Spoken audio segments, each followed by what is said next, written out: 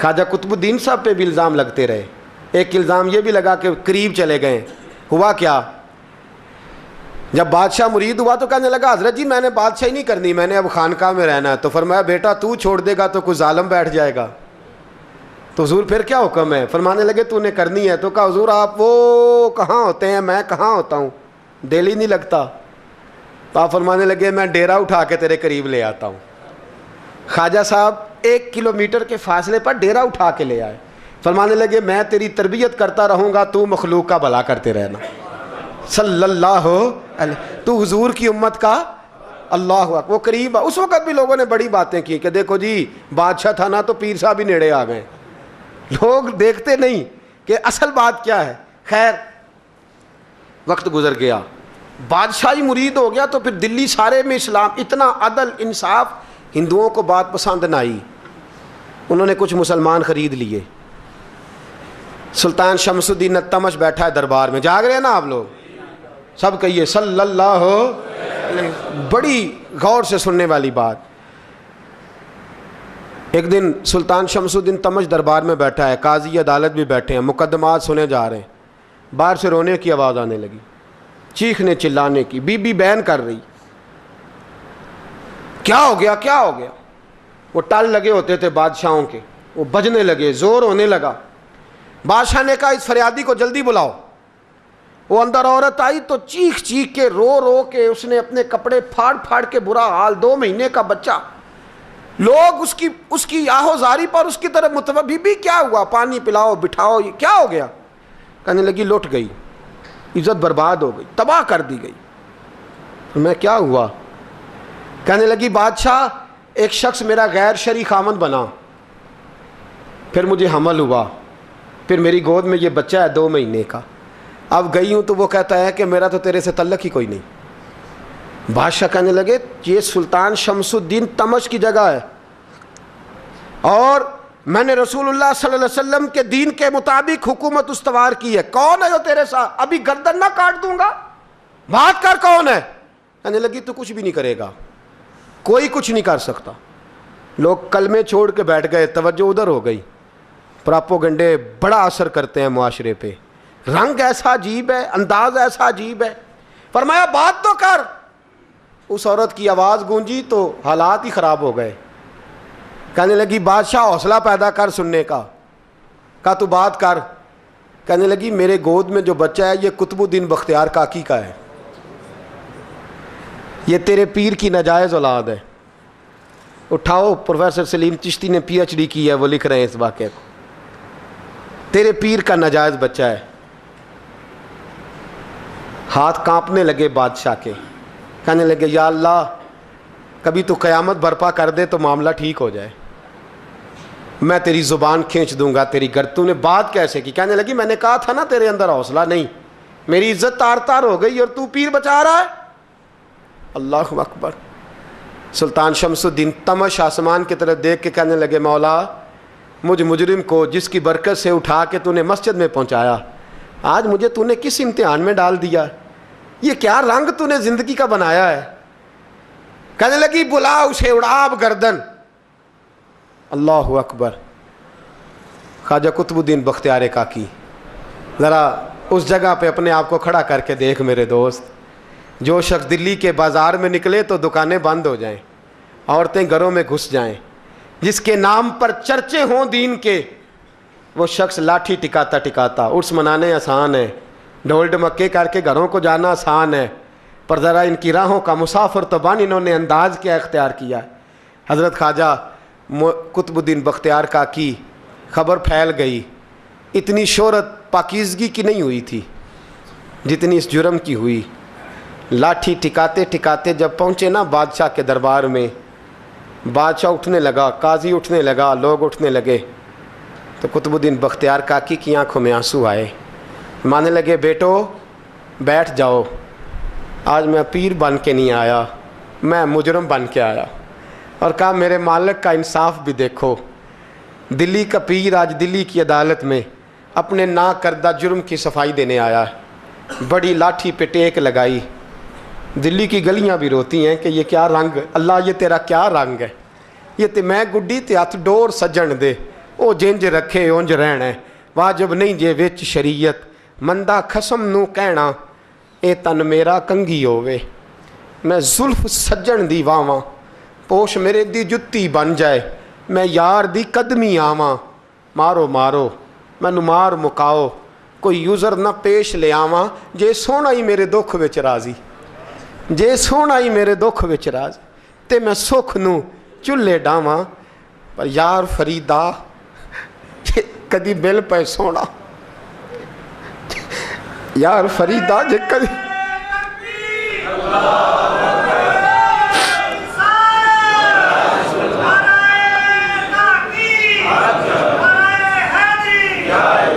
ਜੇ ਕਦੀ ਮਿਲ ਪਏ ਸੋਹਣਾ, ਬਸ ਉਹਨੂੰ ਰੋ ਰੋ ਹਾਲ ਸੁਣਾਵਾਂ।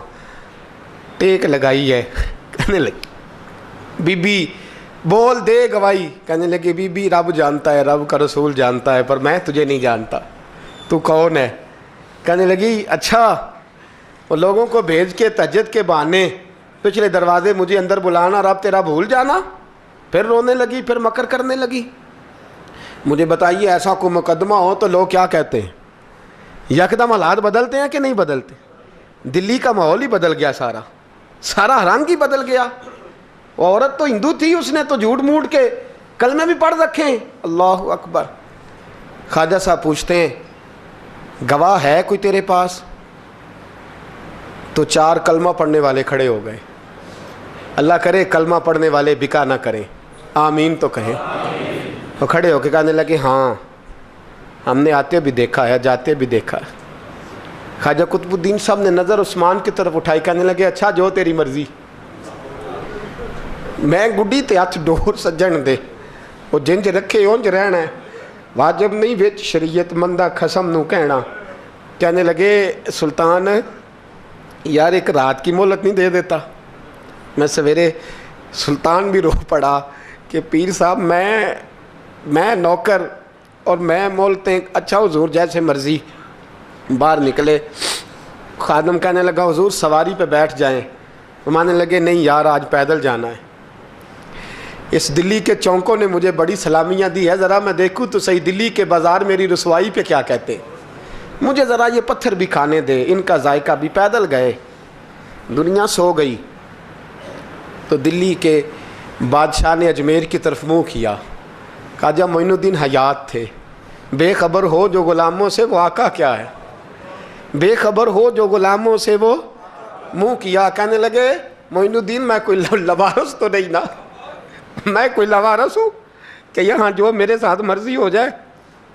तेरी मजबूरियाँ दुरुस्त, मगर तेरा वादा था साथ देने का वक्त आया है। मैं कोई लवारस नहीं कि अब तू अजमेर में बैठा रहे और मैं दुख सारा अकेले बर्दाश्त करूं। बुढ़ापे का मुझे भी पता है, कमज़ोरी का मुझे भी पता है, ज़ोफ़ का मुझे भी पता है, पर तत्ती थोड़े थकड़े खानदड़ियाँ, मैं भी तो तेरे नाम तो मुफ्त भी खानदड़ियाँ। मुझे भी तो पता है ना मनम गुलाम ने अली हैदरीयम कादरीयम तमज़े अहमद रज़ा खामी ज़नम। मैंने भी तो अपना नाम नहीं ना जपा, तेरा ही जपा है सारी ज़िंदगी। ये लफ्ज़ कहे, कहते मैं रोया। आँख लगी तो हज़रत ख्वाजा मोइनुद्दीन साहब ख्वाब में मिले। कहने लगे कुतुबुद्दीन मेरा इंतज़ार करना, मैं पहुँच रहा हूँ। मेरा इंतज़ार करना, मेरा इंतज़ार। क्या कहा मियाँ साहब ने? कहते हैं माली दा कम पानी देना, फल कच्चे होण या पक्के, ये पीर मुरीद दे सिर ते ही रहिंदा है, झूठे होण या सच्चे। मैं आया, फिक्र ना करना। हज़रत सवेरे उठे, फिर गए अदालत। फिर कहा ना भाई प्रोटोकॉल, मुजरमों का प्रोटोकॉल नहीं होता, मैं अकेला जाऊंगा। जिसके आगे पीछे नारे होते तने तनहा। 2-4 मिनट ज़्यादा ले लूँ आज आप हजरात। कहते मैं पहुंचा अदालत और जाके जब कहा ना कि हाँ जी हुजूर बताइए, गवाह भी खिलाफ है, मुकदमे बोलें। तो कहने लगे मुझे मेरे शेख ने हुक्म दिया है कि मेरा इंतज़ार करना। फिर वो जो बातें करने वाले थे कहने लगे जी कौन गया था अजमेर, कौन आया है वहाँ से, हमें रूहानी बातें ना बताई जाएं। यहाँ से तो एक दिन में पहुँचा नहीं जा सकता, ट्रेन भी 36 घंटे लेती है दिल्ली से जाने में। तो कहा यह कैसे हो सकता है, कोई रात को रात आपको खबर हो गई, आप केस को लंबा ना करें। बादशाह मुरीद है, लगता है कि ये रातों रात भगा देगा पीर को। اتنی باتیں خواجہ صاحب نے سنی. جب بے گناہ آدمی کو یہ باتیں سننی پڑتی ہیں پھر دل بڑا ٹوٹتا ہے, پھر بڑی تکلیف ہوتی ہے. حضرت کہنے لگے یارو تمہاری مرضی. شمس الدین تمش کی آواز گونجی, فرمایا جیسے انہوں نے کہا ویسے کیا جائے گا. 3 دن کے لیے عدالت برخاست کر دی جاتی ہے. چیم گوئیاں ہونے لگی, پھبتیاں کسی جانے لگی. تیسرے دن شام کا وعدہ تھا, چوتھے دن عدالت جانا تھا. قطب الدین بختیار کاکی کے پاس لوگ آ کے افسوس کرتے تو آپ بولتے نہیں. یہاں تو لوگ صفائیاں دیتے ہیں, بولتے نہیں. فرماتے یار میں گڈی تے ہاتھ ڈور سجن دے, وہ جینج رکھے میں اونج ہی رہنا ہے, جیسے اس کی مرضی ویسے. جیڑیاں گڈیاں آپ پہ اڈیاں ہو نہ چڑھن اونچائیاں, وہی گڈیاں اونچیاں اڈیاں جڑیاں سائیاں آپ چڑھائیاں. فرمایا ٹھیک ہے جیسے وہ رکھے میں راضی ہوں. اللہ اکبر. تیسرے دن کی مغرب کا وعدہ تھا. جب مغرب کا سورج ڈوب گیا نا, بڑے قافلے اجمیر سے آئے پر معین الدین نہ آیا. وعدہ کیا تھا یار نے آؤں گا دن ڈھلے. وہ خواجہ غلام فرید صاحب رحمۃ اللہ تعالیٰ علیہ فرمایا کرتے تھے نا, کوا کھانے لگا آنکھیں تو کہنے لگے کاغا اے تن سارا ہی کھائیو, میرا چن چن کھائیو ماس, میرے 2 نین نہ کھائیو, مینو پیا ملن دی آس. نے کہا سارا کھا جا, آنکھیں چھوڑ دے. اس نے کہا تھا میں آؤں گا, انتظار لمبا ہو گیا ہے پر میری امید تو نہیں نہ ٹوٹی. مغرب کی اذان ہوئی تو لوگ کہنے لگے لو جی اب بس ہو گئی. خواجہ قطب الدین صاحب نے اللہ اکبر کہہ کے مغرب کی جماعت جب میدان میں کھڑی کی تو اپنی بھی چیخ نکل گئی, آئی نہیں. لیکن جب نماز کا سلام پھیرا تو خواجہ معین الدین صاحب کی 2 رکعتیں ابھی باقی تھیں. خواجہ صاحب پیچھے نماز پڑھ رہے ہیں, سلام پھیرا اور نماز کے بعد جب اٹھے نا تو خواجہ صاحب کے سینے کے سینہ لگا. تو کہا حضرت جی میں شہزادہ تھا, آپ نے کہا تھا خشک روٹی کھانا تو میں نے خشک کی کھائی ہے, آپ نے کہا تھا فاقے کرنا تو میں نے کیے ہیں, آپ نے کہا وطن واپس نہیں جانا تو میں نہیں گیا. حضور اس امتحان کا آپ نے بتایا ہی نہیں تھا, یہ مجھے بتا جاتے اب اس سفید داڑھی سے میں جواب دیتا پھروں. خواجہ معین الدین صاحب نے جھٹکا, پیچھے ہٹ, تو زیادہ عزت والا ہے کہ یوسف زیادہ عزت والا تھا؟ تو زیادہ مقام والا ہے کہ عائشہ زیادہ مقام والی تھی؟ چپ کر, یہ کوئی صوفیاء کا طریقہ ہے؟ چپ کر. عرض کی حضور غلطی ہو گئی, میں پہلے نہیں رویا, تو ملا ہے تو رویا ہو. میں پہلے نہیں تڑپا, میں نے شکوا نہیں, تو ملا ہے. اپنا ہی کو ملے تو دکھ یاد آتے ہیں نا. فرمایا چپ کر, جا سلطان سے کہہ دے سویرے نماز کے بعد عدالت لگا دے. سویرے جب عدالت لگی نا تو خواجہ معین الدین صاحب بازو پکڑا خواجہ قطب صاحب کا, نکلے تو دیکھا لائنیں لگی ہیں, مجمع لگا ہے, آنکھوں میں آنسو آ گئے. کہا حضور آپ کیوں روتے ہیں؟ فرمایا میرا دل تھا لوگ میرے کتب کی شان دیکھنے آئے, یہ کتنے بدبخت ہیں, میرے کتب کی رسوائی دیکھنے آئے. کتنے نالائق ہیں, رسوائی دیکھنے اتنے آئے ہیں, شان دیکھنے آتے ہی نہیں. اللہ اکبر. جب میدان لگا خواجہ صاحب پہنچے, عورت کو کہنے لگی اللہ سے ڈر جا, وقت تھوڑا ہے, تو مر جائے گی. کہنے لگی مجھے داستانیں نہ سنائیں. قاضی صاحب سے کہنے لگے قاضی صاحب آپ حقیقت حال سے آگاہ ہیں, خیال کریں. کہنے لگے خواجہ صاحب دلیلیں نہ دیں, گواہ لائیں, واز نہ کریں. خواجہ صاحب رحمۃ اللہ علیہ کہنے لگے گواہوں کو بلاؤ. گواہ آئے تو خواجہ معین الدین صاحب نے نظر, تم ہو میرے کتب پر, میرے کتب کے جرم کے گواہ. ان کی زبانیں کانپنے لگیں, ہاتھ کانپنے لگے. میں بولتے کیوں نہیں؟ جب ان کی نظریں جھکی تو بادشاہ کہنے لگا اگر اب تم نے گواہی نہ دی تو تمہیں میں مجرم بنا کے 80 کوڑے ماروں گا. کہنے لگا جی دیکھا ہے, جی دیکھا ہے ہم نے تہجد کے وقت. جب سب گواہیاں پوری ہو گئیں, عورت بھی تڑپ رہی ہے, رو رہی ہے, 2 مہینے کا بچہ گود میں ہے. اب بولیے بولیے. علماء ظواہر بھی کھڑے ہیں, حسد کرنے والے جلنے والے بھی کھڑے ہیں, ہندو تو ویسے ہی تالیاں بجا رہے ہیں. اجمیر کا بوڑھا, اور یہ آخری پھیرا تھا خواجہ معین الدین کا دلی میں. اس کے بعد ظاہراً دوبارہ نہیں آئے. اٹھے لاٹھی ٹکاتے ٹکاتے اور میدان کے اندر جا کے نا, بڑے میدان میں مجمع تھا, سر سجدے میں رکھا. کہنے لگے یا اللہ میں ہندوستان مرضی سے نہیں آیا, تیرے رسول کا بھیجا آیا ہوں. پھر اٹھے اور کہنے لگے مولا تیرے نبی کا فرمان ہے کہ میری امت کے علماء بنی اسرائیل کے نبیوں کی طرح ہوں گے. اگر یوسف کے لیے بچہ بول سکتا ہے تو میرے کتب کے لیے بھی بولنا چاہیے. اگر یوسف علیہ السلام کے لیے بول سکتا ہے تو میرا قطب الدین بھی سچا ہے. اس کے لیے پھر اٹھے, اس بی بی کی طرف بڑھے. لوگ کہنے لگے نہ جانے اب کیا ہوگا. جب اجمیر کے بادشاہ نے, عطا رسول نے, ہند الولی نے, امام الاولیاء نے کپڑا کھینچا اور کہنے لگے وہ بچے تو جانتا ہے نا تیرا باپ کون ہے.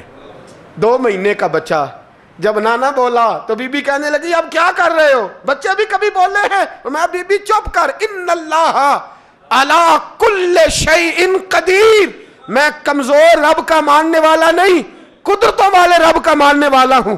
وہ چاہے تو بچے بھی بولتے ہیں. قرآن کہتا ہے حضرت عیسیٰ بولے تھے انی عبداللہ آتانی الکتاب. مریم بھی تو ولی اللہ تھی, وہ نبی تو نہیں تھی. اگر ولی اللہ بنی اسرائیل کا ہو بچہ بول سکتا ہے, تو اگر ولی اللہ محمد عربی کی امت کا ہو تو بچہ پھر بھی بول سکتا ہے. یوں کپڑا ہٹایا, بچہ بول. 2 مہینے کا بچہ ماں کی گود میں اٹھ کے بیٹھ گیا اور بچہ بول کے کہنے لگا السلام علیکم یا ولی اللہ. جب یہ لفظ ادا کیے تو نعرے لگنے لگے, لوگ رونے لگے. بی بی بے ہوش ہو کے گری, فرمانے لگے مجھے سلام نہ کر, میرے کتب کی بات بتا. کہنے لگا قسم ہے اللہ کی عزت کی, وہ سامنے مجمع جو سردار بیٹھا ہے وہ میرا باپ ہے. قطب الدین تو بے گناہ ہے, قطب الدین تو بے گناہ ہے, میرا باپ تو وہ بیٹھا ہے. یہ قاضی بھی سازش میں شریک ہے. کئی مسلمان خریدے گئے, یہ گواہ خریدے گئے. جب گواہی ہو گئی, بچہ یہ لفظ کہہ کے اللہ اکبر کہتا ہوا پھر چپ کر گیا. خواجہ قطب الدین صاحب کا بازو پکڑا, خواجہ معین الدین صاحب نے مجمع سے باہر نکلے. لوگ کہنے لگے حضور آپ کچھ بولتے نہیں. فرمانے لگے جس نے بولنا تھا وہ بول چکا ہے, جس نے بولنا تھا وہ جو جادو وہ جو سر چڑھ کے بولے. فرمایا تم نے افواہوں پہ نظر رکھی اور میں نے اللہ کی قدرت پہ نظر رکھی. تم نے اس کے کردار کو جھنجھوڑا اور میں نے اس کے کردار کو تعمیر کیا. حضرت سلطان شمس الدین تمش بھی پیچھے دوڑے, کہا حضور کہاں لے جا رہے ہو. فرمایا کتب میرا ہے, میں جمائر ساتھ لے کے جا رہا ہوں. اب میں نے اپنا بچہ تمہارے سپرد, اب میرے پاس رہے گا. تم نے ستایا میری اولاد کو, اب یہ میرے پاس رہے گا, میں نے نہیں تمہیں دینا. لوگ راہیں بچھا کے نظریں بچھا کے بیٹھ گئے, پاؤں میں گر گئے. کہنے لگے حضور ہمارے لیے نہیں, رسول اللہ کے دین کے لیے, ہمارے لیے نہیں, تعمیر شریعت کے لیے, ادائے سنت کے لیے چھوڑ جائیے. خواجہ صاحب کہنے لگے قطب الدین جا, تجھے چھوڑ کے جاتا ہوں, اب قیامت تک کوئی تیری رسوائی کی جرت نہیں کر سکے گا.